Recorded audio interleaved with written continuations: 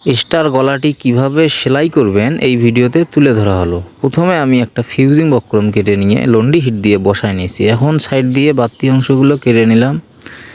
এখন যে অবশিষ্ট কাপড়টা ওইটা আমি এভাবে 2 আঙ্গুল দিয়ে সুন্দর করে মোড়ায় নিতেছি।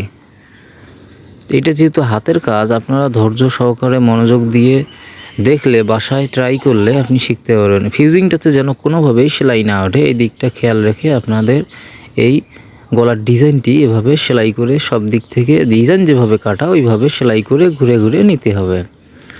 তো স্টার গলাটি খুব সুন্দর একটি গলা, কাটিং ও সেলাই সুন্দর করে করা হলো। এখন আমি বাড়তি 2 সুত করে বাড়তি রেখে অবশিষ্ট যে কাপড়টা এটা এভাবে আমি কেচি দিয়ে সুন্দর করে কেটে নিচ্ছি।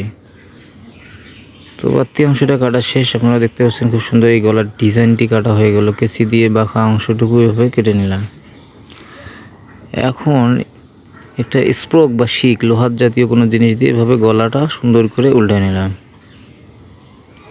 এখন হাতের আঙ্গুল দিয়ে এভাবে ঘষে নিতেছি যেন গলাটা ফিনিশিং বোঝানো যায়।